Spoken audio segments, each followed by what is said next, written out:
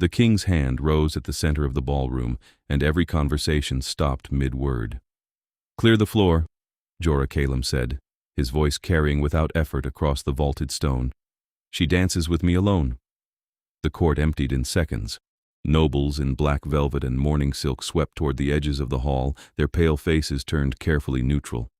The orchestra, seated in their alcove above, did not move, but the violinist closest to the conductor's stand set down her bow with a soft click that echoed. Within moments, the only figures left on the polished marble were the king himself, white-haired and white-skinned in formal dress that might have been cut 2 centuries ago, and Elena Thorne, who stood 5 feet away in rehearsal clothing and modern dance shoes, her heartbeat loud enough that she suspected everyone in the room could hear it. She had been hired 6 weeks earlier. The letter had arrived at the studio where she taught contemporary and ballroom, typed on cream paper so thick it felt like fabric, signed by someone calling themselves the keeper of arrangements. The offer was simple: teach the vampire king to dance the widow's waltz for the annual memorial ball. The pay was more than she made in a year. The requirement was absolute discretion and a willingness to enter the court district after sunset. Elena had thought it was a prank until the second letter arrived with a check for half the sum, already cleared by her bank. Now, standing in a ballroom lit by candles that burned without flickering, she met Jorah's gaze and tried to remember how to breathe normally.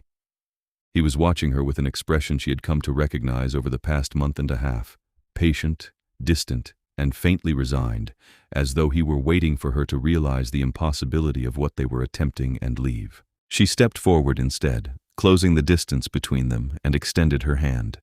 "The opening is yours," she said. "Frame first, then the cue for the downbeat." Jorah's mouth shifted, not quite a smile. He took her hand, his fingers cool and precise, and drew her into the hold. His other hand settled at her back, the pressure light but unmistakable. Elena adjusted her own frame, lifting her left hand to his shoulder, feeling the line of tension that ran through him like a wire pulled taut. The conductor raised his baton. The first violins began, soft and low, a melody in a minor key that sounded like it had been written for a funeral. Elena counted silently, feeling Jorah's weight shift in preparation. On the third measure, they moved. The widow's waltz was not a difficult dance, technically. 3/4 time, standard Viennese frame, a series of turns and promenades that would have been familiar to any ballroom student. What made it impossible was the silence. 47 measures in, the music stopped for exactly 1 bar. No note, no accompaniment, just a held breath before the strings returned. Every recording Elena had found included it. Every written score marked it with a rest and a fermata and a notation in faded ink. As composed, do not alter. She had asked Jorah about it in the second week. They had been in a smaller rehearsal room, working through the timing, when she stopped and turned to face him. "Who wrote this?" "A court composer, Thravan. He died a century after the first performance." "Did he say why the silence?" Jorah had looked at her for a long moment, his pale eyes unreadable. "No. But you know." "Yes." He had not elaborated, and Elena had not pushed, not then. But she had gone home that night and searched every archive she could access, pulling records of vampire history, court scandals, anything related to the memorial ball. Most of it was rumor or legend, but one academic paper, published by a folklore department and written with the dry caution of someone who did not quite believe their own sources, mentioned that the widow's waltz had been performed only once with the king's late wife, and that she had been killed during the dance itself. Elena had read the paragraph 3 times, her stomach sinking, and then returned to rehearsal the next day without mentioning it. Now, moving through the opening figures, she felt Jorah's hand tighten slightly at her back as they approached the first turn. His leading was flawless, every shift of weight telegraphed just enough for her to follow, but there was something mechanical in it, as though he were performing steps learned by rote rather than felt. She adjusted her own movement, softening her frame slightly, trying to give him room to respond. "You're counting," Jorah said quietly, his voice pitched only for her. "Of course I am. So are you." "I have to." "No," Elena said, matching his tone. "You choose to. There's a difference." His eyes flicked to hers, a brief flash of something that might have been irritation or surprise. Then the corner of his mouth lifted, just barely, and he pulled her into the next promenade with enough force that she had to catch her breath. They reached measure 45. Elena felt Jorah's frame lock, every line of his body going rigid. The music swelled, violins climbing toward the cutoff, and then silence. Jorah stopped. Not a pause, not a held position, but a complete cessation of movement, as though he had been turned to stone. His hand stayed at her back, his other hand still holding hers, but his gaze had gone somewhere past her, fixed on a point in the middle distance. Elena counted the bar silently, feeling her own pulse thrum against the quiet, and then the music returned, and Jorah did not. She stepped back, breaking the hold, and his focus snapped to her. "Again," Elena said. Jorah's expression did not change. "The court is waiting. Let them wait. Again." For a moment, she thought he would refuse. Then he turned, walked back to the starting position, and offered his hand. They danced it 5 more times. Each time, Jorah stopped at the silent bar. Each time, Elena pulled him back to the beginning. The 6th time, she changed her approach. When they reached measure 45, she kept moving, pulling him gently forward through the silence, her hand firm against his. Jorah followed, half a beat late, and when the music returned, he was still with her. He did not speak until they had finished the final figure and stepped apart. Then he said, "That is not how it is danced. That's how we're dancing it. You do not understand what you are asking." "Then explain it to me," Elena said. She was breathing harder than the dance required, adrenaline sharp in her chest. "You hired me to teach you this. I can't do that if you won't tell me what I'm working with." Jorah looked at her for a long moment. Then he turned to the orchestra and raised his hand in dismissal. The musicians rose, gathering their instruments, and filed out in silence. When the last of them had gone, Jorah walked to the edge of the floor and sat on the lowest step of the dais where the empty throne stood, carved from black wood and inlaid with silver. Elena followed, sitting beside him without asking permission. "Her name was Isandra," Jorah said finally. "We were married for 60 years. The widow's waltz was composed for our anniversary, a private gift from Threven. We danced it once, at the memorial ball, in front of the court." He paused, his gaze still fixed forward. Measure 47. The silent bar. Someone fired a bolt from the gallery. It went through her heart. She died before the music returned. Elena's throat tightened. "I'm sorry. It was 300 years ago." "That doesn't mean it stops hurting." Jorah turned his head, looking at her directly. His eyes were pale gray, the color of winter clouds, and old in a way that had nothing to do with the sharpness of his features. "No," he said quietly, "it does not." "Why do you still perform it?" Elena asked. If that happened, why would you dance it again?" "Because the court requires it. The memorial ball honors the dead, and the widow's waltz is tradition. For 3 centuries, I have opened the ball alone, walked to the center of the floor, and stood through the first measure while the court watches. Then I leave, and the dancing begins." He looked away again. This year, the Chamberlain decided that was insufficient.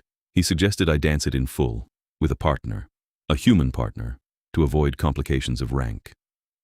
"And you agreed." "I did not have a choice." Elena frowned. "You're the king." "I am." Jorah's voice was dry, almost amused. "And a king who does not honor his own traditions loses the right to rule. The Chamberlain knows that. He has known it for a very long time."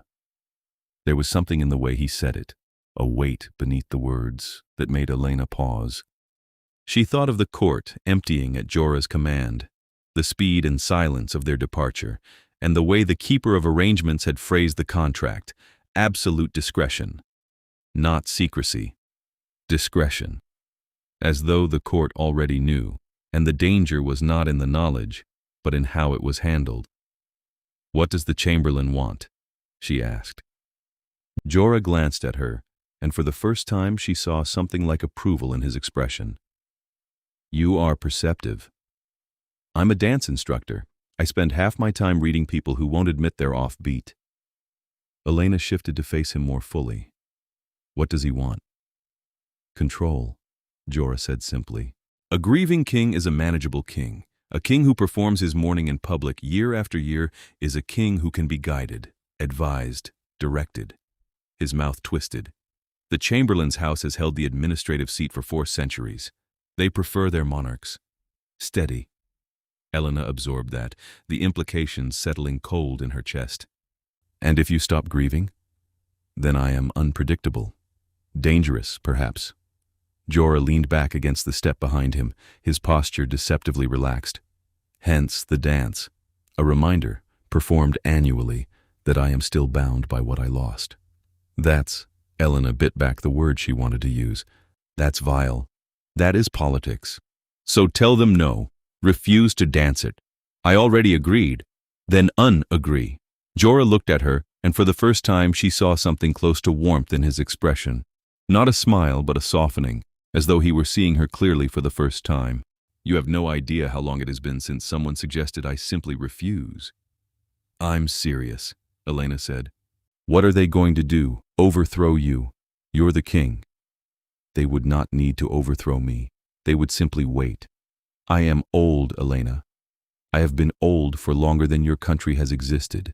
Power is not held by force alone. It is held by consent, by tradition, by the agreement that the rules matter. He paused. If I break that agreement, I lose the court. And without the court, I am simply a man with a title and no kingdom. Elena sat with that for a moment, turning it over. Then she said, What if you dance it and survive? Jorah went very still. What if we perform the waltz, all of it, including the silent bar, and nothing happens? Elena continued. What if you finish it, and you're still standing, and the court sees that you can let her go without falling apart? That is not. Jorah stopped. You do not understand. Then help me understand.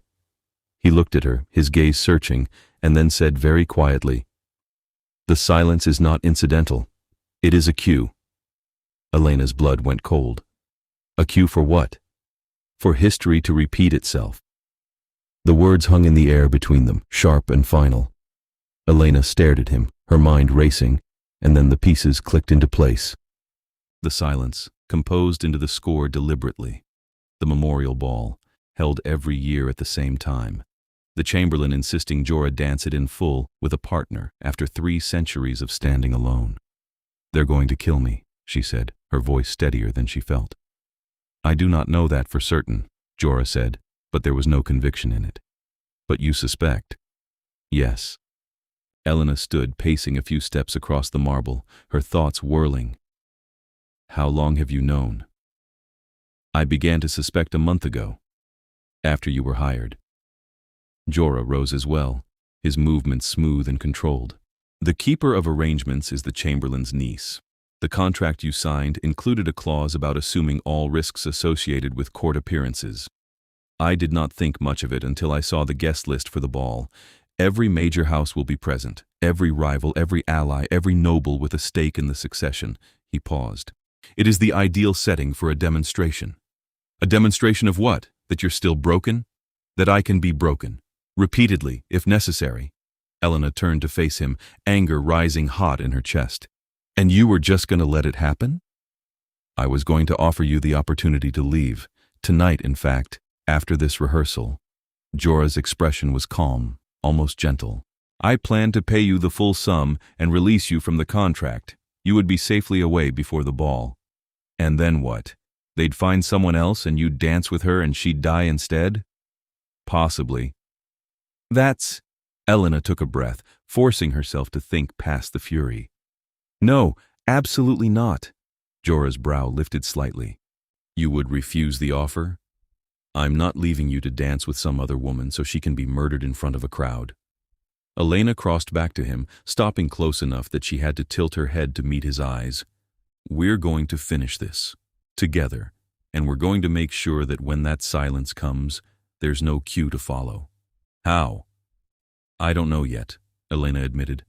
But I'm a very good teacher, and you're a very good student when you stop brooding long enough to focus. We have what, 2 weeks until the ball? 12 days. Then we have 12 days to figure it out. She held his gaze, refusing to look away. Unless you're planning to forbid me from attending, in which case we're going to have a much longer argument, and I should warn you, I'm extremely stubborn. Jorah stared at her, his expression unreadable. Then, slowly, something shifted in his face. Not a smile, but a lightening, as though a weight had been set down. "You are either very brave or very foolish." "Both, probably," Elena said. "Do we have a deal?" "You are proposing to walk into a trap with me. I'm proposing we walk into it with a plan. There's a difference." Jorah's mouth curved just slightly, and he extended his hand. "Very well. We have a deal." Elena took his hand, shaking it firmly, and felt the cool strength of his grip. "Good. Now, let's go through the score again. If the silence is a cue, there has to be a way to change it." They spent the next 3 hours in the court's music library, pulling every copy of the Widow's Waltz they could find. Most were identical, the same melody, the same progression, the same silent bar at measure 47. But one, a handwritten manuscript in a glass case, included annotations in the margins. Elena leaned close, squinting at the faded ink. "What language is this?" she asked. "Old Valonic, the court's formal tongue." Jorah stepped beside her, reading over her shoulder. "It says, 'As commissioned per the arrangement. The silence holds the moment.'" "Per the arrangement," Elena repeated. "Not as composed, as commissioned." "It may mean nothing. Thravan often worked on commission." "Or it means exactly what it sounds like." Elena tapped the glass lightly. "Someone paid him to write the silence into the music. Someone who knew what it would be used for." Jorah was quiet for a moment. Then he said, "The Chamberlain's house has held the administrative seat for 4 centuries. And how old is this score? 315 years. Elena looked at him. "So they've been planning this since before Isandra died." "Or they have been repeating it," Jorah said quietly. "The memorial ball existed before her death. It honored those lost in the Sundering War. The Widow's Waltz was simply added to the tradition." "How many times has it been performed since she died?" 300. Once per year. "And how many of those performances included a partner for you?" Jorah's eyes narrowed. "None. Until now." Elena felt a chill run through her. "So this is the first time they've tried to repeat it. Why now?" "I do not know." "Then we need to find out." Elena turned from the case, her mind racing. Who else knows about the arrangement, besides the Chamberlain? If I knew that, they would already be dead. The flatness in his voice made Elena pause. She looked at him, taking in the rigid line of his shoulders, the cold fury in his pale eyes, and realized she was seeing the king rather than the man who had sat beside her on the steps. It should have been frightening. Instead, she felt a fierce rush of gratitude that he was on her side. "All right," she said. "Then we work with what we have. The silence is measure 47, 1 bar, written into the score. If we change the score, we change the cue. The orchestra plays from the original manuscript. It is locked in the conductor's vault and only removed for the performance. Can you get access to it?" "Not without alerting the Chamberlain's house. They control the vaults." Elena paced a few steps, thinking. What if we don't change the manuscript? What if we change the performance? Jorah frowned. The conductor will follow the score. Not if we give him a reason not to. Elena stopped, turning to face him. The silence is 1 bar, right? Exactly 4 beats? Yes. So what if we fill it? Not with silence, but with music. Something new, something that fits the structure, but eliminates the rest. Elena gestured toward the manuscript. Thravan wrote the silence. But he's been dead for 200 years. Who's to say the score can't be completed? Jorah stared at her. You are suggesting we alter a piece that has been performed unchanged for 3 centuries. I'm suggesting we finish it. There's a difference. The court will never allow it. The court won't know until it happens. And by then, it'll be too late. Elena crossed to him, her voice urgent. Look, if the silence is the cue and someone is listening for it, they'll be waiting for that exact moment. 4 beats of nothing. But if we fill those beats with sound, with movement, the cue doesn't come. The trap doesn't spring. Jorah was quiet, his gaze distant. Then he said, "You would need to write the phrase yourself, or have it written. I can write it. I'm not a composer, but I know music, and I know this piece. I've heard it enough times." Elena hesitated. "But I'd need help. Someone who understands the original structure well enough to make the additions seamless. The court composer is a member of the Chamberlain's house. Then we don't use the court composer." Elena met his eyes. "We do it ourselves, you and me. How much do you know about musical theory?" "Enough," Jorah said. "I have had 3 centuries to study. Then let's get to work." They spent the next week in a small rehearsal room on the far side of the court district, away from the main halls and the watchful eyes of the Chamberlain's staff. Elena brought manuscript paper, a portable keyboard, and every recording of the widow's waltz she could find.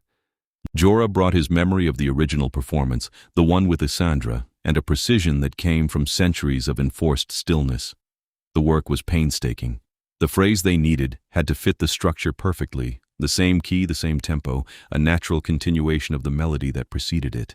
It also had to be playable by the orchestra without prior rehearsal, which meant staying within the technical range of the instruments and avoiding anything too complex.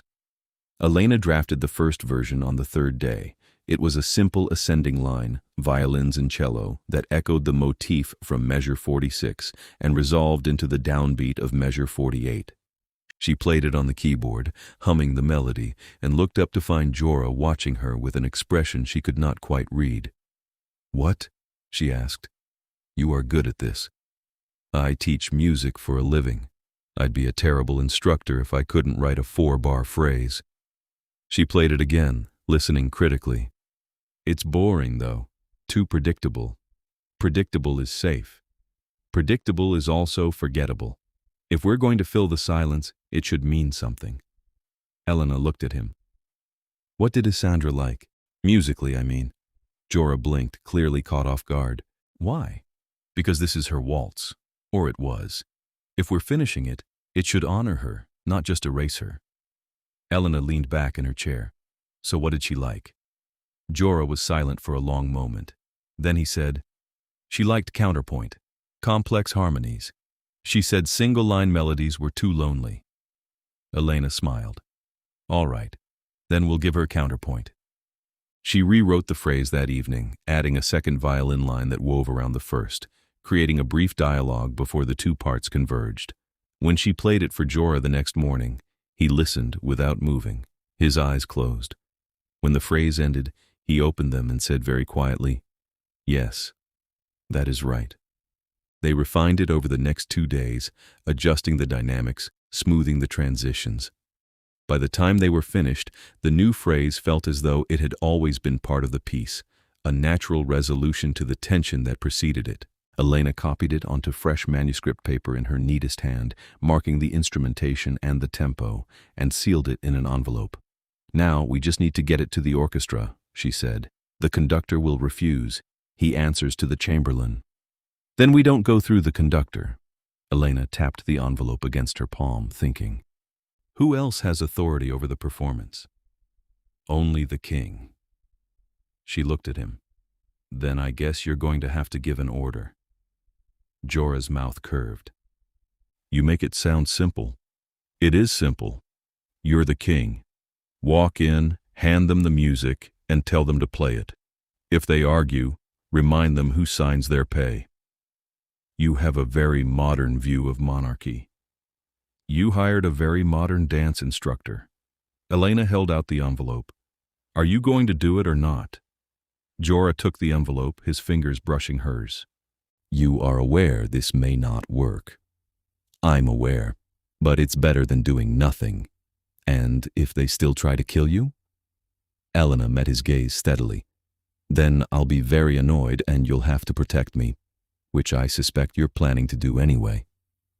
Jorah's expression softened, just slightly. "You are correct." "I usually am," she smiled. "Now go. We have 4 days until the ball, and I need to make sure you can actually dance this without stopping." He went. Elena spent the rest of the day running through the choreography alone, refining the sections where Jorah tended to hesitate. working out adjustments to the frame that might help him stay present through the silence. When he returned that evening, he looked more settled than she had seen him in weeks. "It is done," he said. The conductor was not pleased, but he has agreed to incorporate the new phrase. The orchestra will rehearse it tomorrow. And the Chamberlain? Has not been informed yet. Jorah crossed to where she stood in the center of the rehearsal room. He will know soon enough, but by then, the performance will be set. Good. Elena held out her hand. Let's run it. Full speed, with the new phrase. They danced it through twice, and then a third time. Each time, Jorah made it through the silence without stopping, his frame steady, his leading clear. The new phrase, hummed softly by Elena as they moved, filled the gap where the rest had been, and when they reached measure 48, Jorah was still with her, his eyes locked on hers. When they finished the final figure, he did not step away immediately. Instead, he stayed in the hold, his hand warm now against her back, his gaze searching hers. "Thank you," he said quietly. Elena's heart was beating fast, and not from the exertion. For what? For refusing to leave. For this. He gestured toward the space around them, encompassing the dance, the music, the past week of work. For believing it was possible. "It is possible," Elena said. "We just proved it.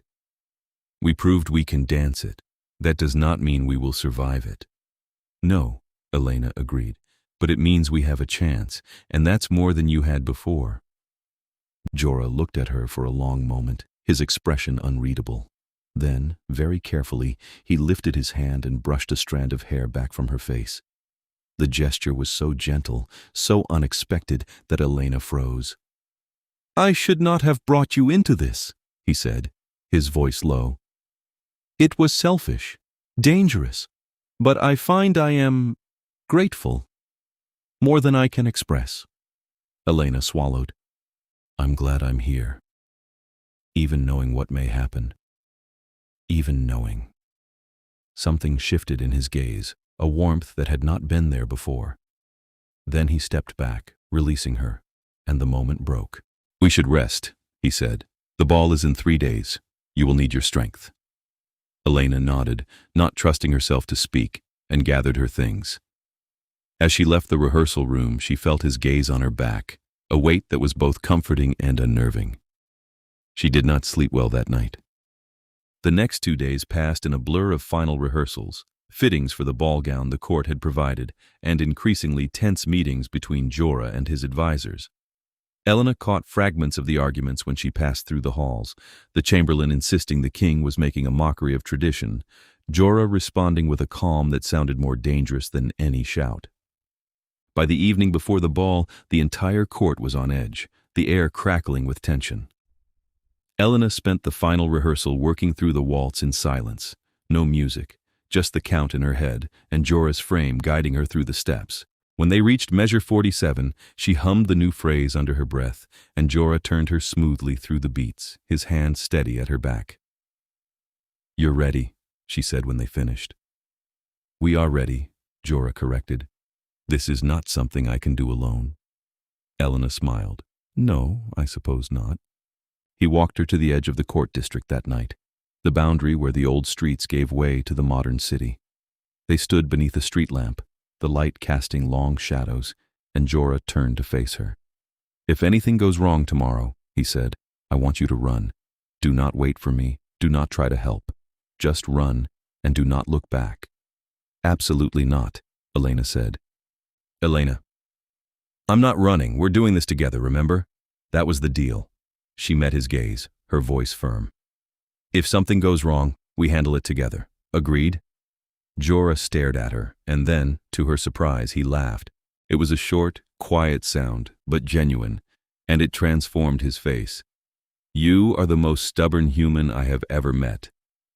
"I'll take that as a compliment." "It is." He reached out, taking her hand, and raised it to his lips. The kiss was formal, old-fashioned, but the look in his eyes when he lowered her hand was anything but. "Until tomorrow." "Until tomorrow," Elena echoed, and watched him disappear into the shadows. The ball began at midnight. Elena arrived an hour early, escorted by a court attendant who led her through a side entrance and up to a small dressing room. The gown waiting for her was black silk, cut in a style that was neither modern nor ancient, but something in between, with a fitted bodice and a skirt that moved like water. She dressed carefully, pinned her hair up, and examined herself in the mirror. She looked like she belonged to the court. The thought was both thrilling and terrifying. When the attendant returned to escort her down, Elena followed in silence, her heart pounding. The ballroom, when she entered, was already filled with nobles, their pale faces turned toward her with expressions ranging from curiosity to disdain. She ignored them, focusing instead on the center of the floor, where Jorah stood waiting. He was dressed in black and silver, his white hair pulled back, his pale eyes fixed on her as she approached. When she reached him, he extended his hand, and she took it without hesitation. "Are you ready?" he asked quietly. "Yes," Elena said. "Are you?" "I am now." The court was still filing in, taking their places along the edges of the ballroom. Elena could see the chamberlain near the dais, his expression smooth and unreadable, flanked by two younger nobles who watched Jorah with sharp eyes. She looked away, focusing on the orchestra instead. The conductor was in place, the new manuscript on his stand, his baton raised. Jorah's hand tightened on hers. Then he turned to face the court and raised his voice. "Clear the floor," he said. "She dances with me alone." The effect was immediate. Every noble in the room moved toward the edges, their movements swift and silent. Within seconds, the floor was empty except for Elena and Jorah, standing at the center in the hold. The silence was absolute. Jorah looked down at her, his gaze steady. "Whatever happens," he said, too quietly for anyone else to hear, "know that I am glad you are here." Elena's throat tightened. "So am I." The conductor's baton fell. The music began. They moved through the opening measures smoothly, the familiar steps grounding Elena even as her pulse raced. Jorah's leading was flawless, his frame strong and sure, and she let herself sink into the rhythm, trusting him to guide her. Around them, the court watched in silence, a sea of pale faces and dark clothing. The first turn came, and they swept through it together. The promenade followed, and then the second turn, and Elena felt Jorah's hand shift slightly at her back, a brief adjustment that told her he was counting down the measures. 43, 44, 45. The melody climbed, the violins rising toward the cutoff, and Elena tightened her frame, preparing for the silence. Jorah's gaze locked on hers, his eyes pale and fierce, and she saw the moment he registered measure 46, 47. The music did not stop. Instead, the new phrase filled the space where the silence had been, violins and cello weaving together in a brief, aching harmony. Elena felt Jorah's frame shift, a momentary surprise, and then he pulled her into the turn, moving through the beats without hesitation. The phrase resolved, the melody returned, and they were through. 48. A sound came from the gallery above, sharp and sudden. Elena's gaze flicked up in time to see a figure in the shadows, a crossbow raised. Jorah moved faster than she could track, spinning her out of the line of fire and stepping into it himself. The bolt struck him in the shoulder, and he staggered, his hold breaking. Elena caught his arm, steadying him, and the ballroom erupted. Nobles surged forward, some toward the gallery, others toward the center of the floor. The orchestra stopped mid-measure, the music cutting off in a discordant clash. Elena saw the chamberlain moving through the crowd, his expression no longer smooth but sharp with fury, and realized with a cold jolt that Jorah had been right. "Are you all right?" she asked, her voice urgent. "I will be." Jorah's voice was strained but steady. He pulled the bolt from his shoulder with a sharp motion, his jaw tight, and let it fall to the floor. Blood seeped through his shirt, dark against the silver embroidery, but he was already healing, the wound closing even as she watched. "Who was it?" Elena asked. "I do not know, but we are about to find out." Jorah straightened, his gaze sweeping the ballroom, and then he raised his voice. "Bring them to me." Two nobles descended from the gallery, dragging a third between them. The figure was dressed in the livery of the court staff, their face hidden by a hood. When they were thrown to the floor at Jorah's feet, one of the nobles yanked the hood back, revealing a young vampire with wide, terrified eyes. "Speak," Jorah said, his voice cold. "Who sent you?" The young vampire said nothing, their gaze darting toward the chamberlain. Jorah followed the look, his expression hardening. "I see," he said quietly. The chamberlain stepped forward, his hands raised. "Your Majesty, this is clearly a misunderstanding. Do not insult me with lies." Jorah's voice was low, but it carried across the ballroom like a blade. "The arrangement is over. It has been over since the moment I chose to dance this waltz in full. You have held me to a grief I was ready to release a century ago, and you used it to keep me leashed. That ends tonight." The chamberlain's expression flickered just for a moment, and Elena saw the calculation behind it. Then he said smoothly, "You have no proof. An attack at a public ball proves nothing except that security is insufficient." "I have proof," Elena said, stepping forward. Every eye in the ballroom turned to her, but she kept her gaze on the chamberlain. The silence in the widow's waltz. Measure 47. It was written as a cue, not as part of the composition. And the only people who would know to listen for it are the ones who arranged the original assassination. The chamberlain's eyes narrowed. "That is speculation." "It is fact," Jorah said, "and it is supported by the court's own records. The widow's waltz was commissioned by your house, Chamberlain. Threven's contract is still in the archives. I checked." The silence that followed was absolute. Then the chamberlain said very carefully, "You are accusing my house of treason." "I am stating a fact. Whether the court chooses to call it treason is their decision." Jorah looked past him, addressing the assembled nobles. "For 3 centuries I have mourned my wife publicly, as tradition demanded. I did so because I believed it honored her memory. I have since learned that the tradition was designed not to honor her, but to control me. The Chamberlain's house orchestrated her death and has worked ever since to ensure I remain bound to it. That ends now." A murmur ran through the crowd, low and dangerous. The Chamberlain's expression went pale, and he took a step back.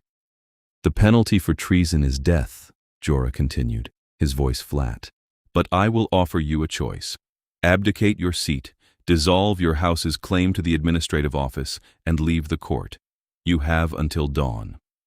The Chamberlain stared at him, and for a moment Elena thought he would refuse. Then he inclined his head, the gesture stiff, and turned without a word. The nobles who had flanked him hesitated, then followed, their movements hurried.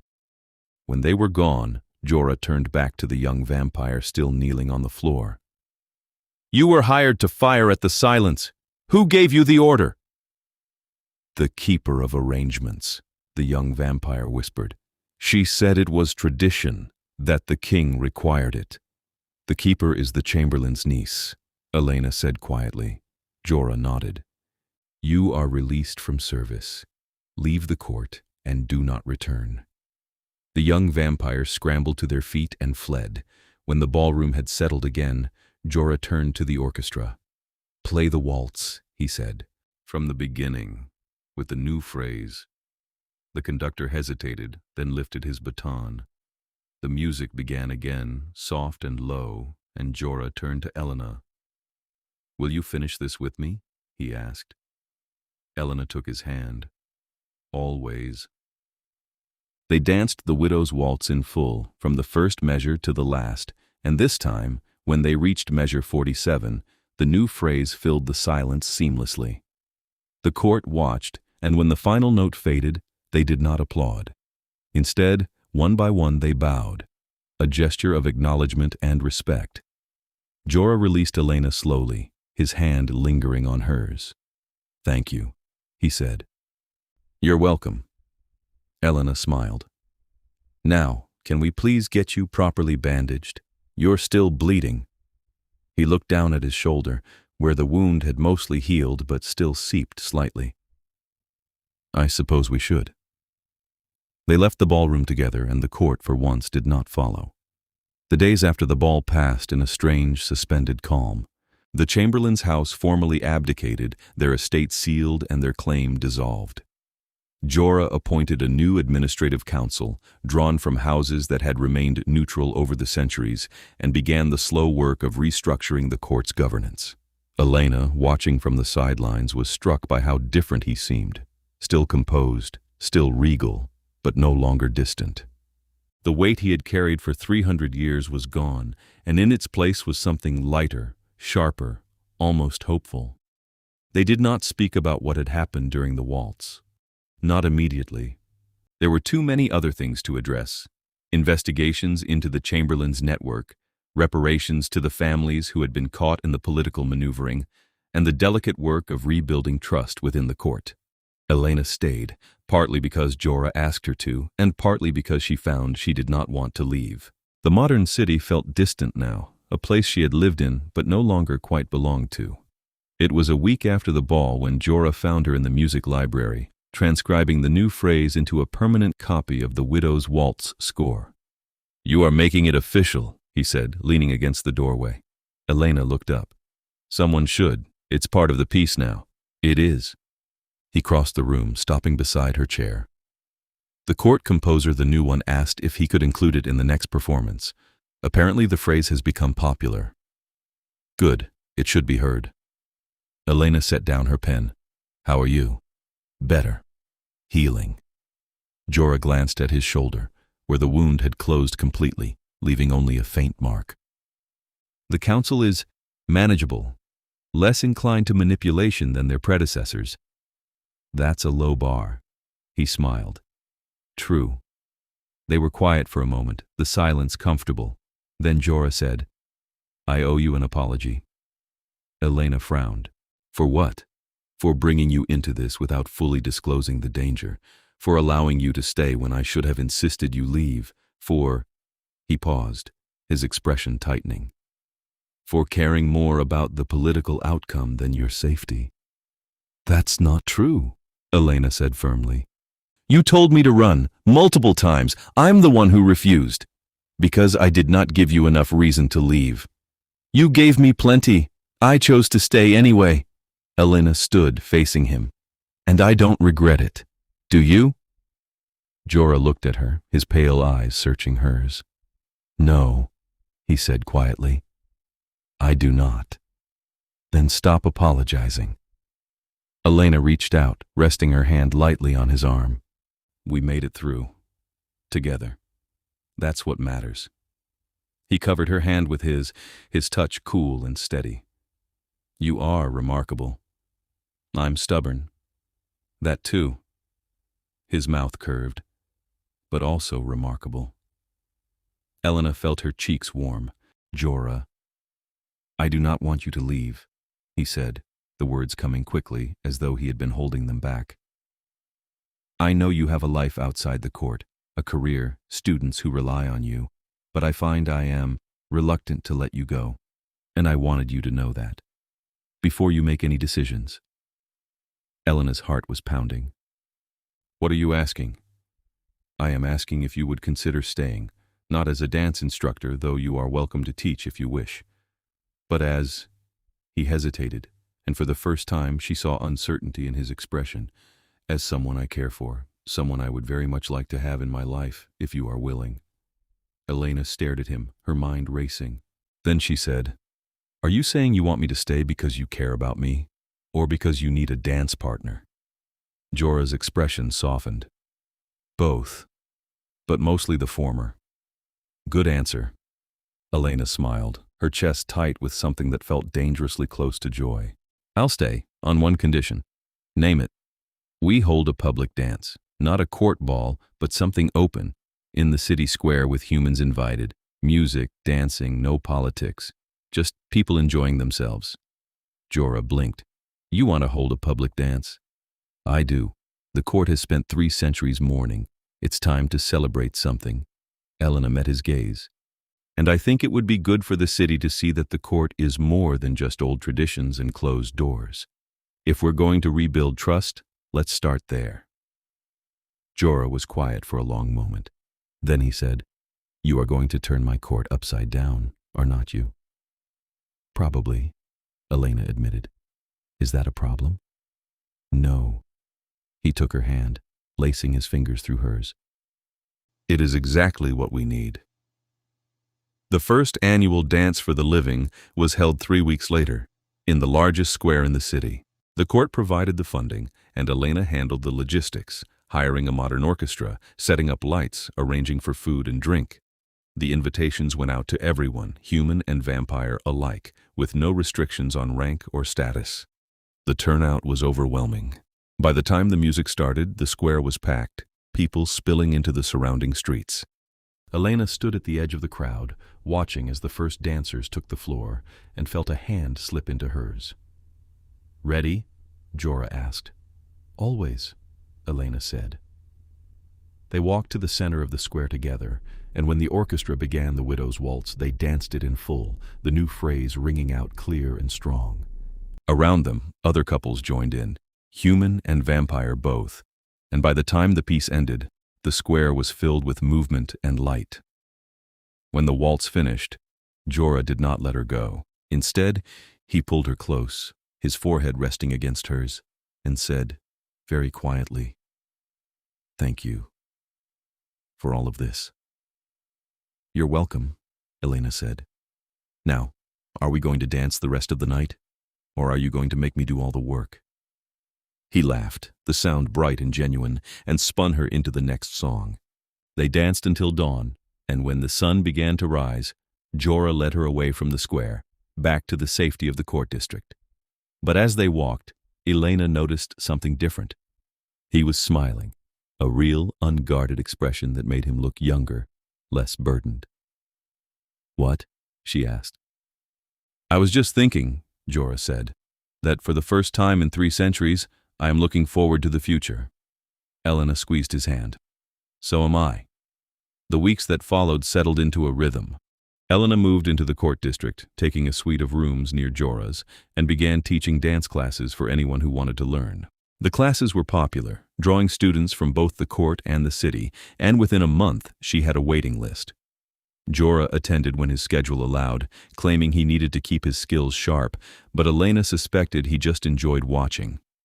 They spent their evenings together, walking the halls of the court, discussing everything from politics to music to the best way to teach a reluctant student how to waltz. The conversations were easy, comfortable, and over time, Elena found herself falling into a life she had never imagined but could no longer picture leaving. It was 2 months after the first public dance when Jorah asked her to marry him. They were in the music library, working on a new piece, a modern composition Elena had suggested for the next public event, when he set down his pen and turned to her. "I have a question," he said. Elena looked up. "What is it?" "Will you marry me?" She blinked, certain she had misheard. "What?" "Will you marry me?" Jorah repeated, his voice calm but his eyes intent. "I know it is soon, by some standards, but I have lived long enough to know when something is right, and you are right. For me, for the court, for everything I want the future to be." He paused. "But only if you want the same." Elena stared at him, her heart racing. Then she said, "Are you sure? I'm human. I'll age. I am aware," Jorah said gently, "and I do not care. I would rather have a lifetime with you than an eternity alone." "That's," Elena's throat tightened. "That's the most romantic thing anyone has ever said to me." "Is that a yes?" "Yes," Elena said, her voice breaking slightly. "Yes, absolutely yes."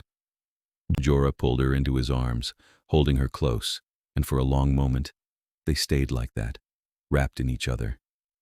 Then he said very quietly, "There is another option, if you wanted it." Elena pulled back, looking up at him. "What option?" "Turning, becoming one of us." He hesitated. "I would not ask it of you, and I will be content with whatever time we have. But if you wanted to stay, truly stay, it is possible." Elena considered that, the weight of it settling over her. She thought of the life she had built, the students she taught, the friends she had made in the city. She thought of growing old, of the years slipping past while Jorah remained unchanged. And then she thought of the alternative, an eternity with him, building something new, together. "I need time to think about it," she said finally. "Of course." Jorah's expression was steady, understanding. "There is no urgency. The choice is yours, and I will support whatever you decide." Elena nodded, grateful for the space, and leaned into him again. "Thank you." "For what?" "For asking, for caring, for being you." He kissed the top of her head, a gesture so tender it made her chest ache. "Always." She thought about it for weeks, weighing the options, talking it through with Jorah and eventually with a few trusted friends in the court who had made the transition themselves. The stories they told were varied. Some had turned for love, others for power, still others simply because they wanted more time. But all of them agreed on one thing: it was not a decision to be made lightly. In the end, it was not the promise of eternity that decided her. It was the realization that she could not imagine a future without Jorah in it, and that every year she aged would bring her closer to losing him. The thought was unbearable. She told him on a quiet evening, 3 months after his proposal, as they sat together in his study. "I want to turn," she said. Jorah looked up from the book he had been reading, his expression carefully neutral. "Are you certain?" "I am." Elena met his gaze. "I've thought about it, talked to people, considered every angle, and the answer is yes. I want to stay with you, for as long as we both exist." "It is not an easy process," Jorah said quietly. "It will hurt, and there is an adjustment period that can be difficult." "I know. I'm ready." He studied her for a long moment, and then he set the book aside and crossed to where she sat. "Then we will do it. But not tonight. I want you to have time to say goodbye to the life you are leaving behind, to make peace with it." Elena nodded, understanding. "How long do I have?" "As long as you need. A week, a month, a year. There is no rush." "A month," Elena decided. "That should be enough."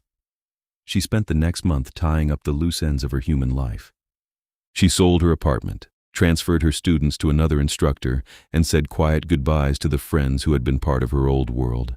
It was harder than she had expected, letting go of the routines and relationships that had defined her for so long. But every time she wavered, she thought of Jorah and the life they were building together, and the decision became clear again. The turning itself was done in private, in Jorah's chambers, with only a few trusted members of the court present. Elena had read about the process, knew what to expect, but the reality was still overwhelming. The sharp pain of the bite, the slow draining of her human blood, and then the rush of new life as Jorah's blood replaced it. She lost consciousness halfway through, and when she woke, the world had changed. Everything was sharper. Colors were more vivid, sounds more distinct. She could hear Jorah's heartbeat slow and steady, a comforting rhythm and the rustle of fabric as he moved. When she opened her eyes, he was leaning over her, his expression tense with worry. "Elena," he said, his voice soft. "How do you feel?" "Strange," she said, and was startled by the clarity of her own voice. "But good, I think." He exhaled, relief flooding his features. "The worst is over. The rest is adjustment." The adjustment took weeks. Elena had to relearn how to move, how to control her new strength, how to manage the hunger that came with being a vampire. Jorah was patient, guiding her through each step, and slowly, she found her footing. By the end of the first month, she felt more like herself again, or rather, like a new version of herself, one that was stronger, faster, and, in some ways, freer. They were married in a quiet ceremony 6 months later, in the same ballroom where they had first danced the widow's waltz.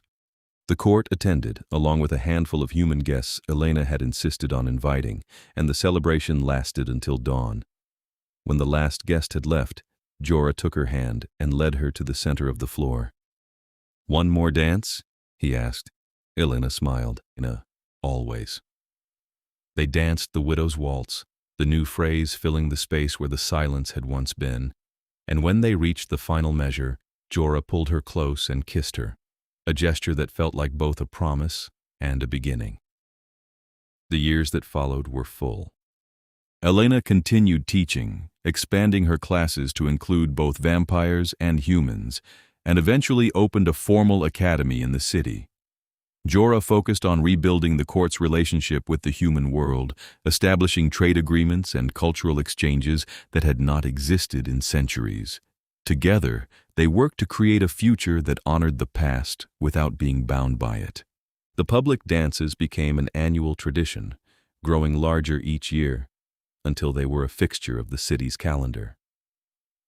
Elena choreographed new pieces for each event, always including the Widow's Waltz as the opening dance and always performing it with Jorah. The phrase they had written together became famous, a symbol of resilience and renewal, and eventually other composers began writing their own additions to the piece, expanding it into something richer and more complex.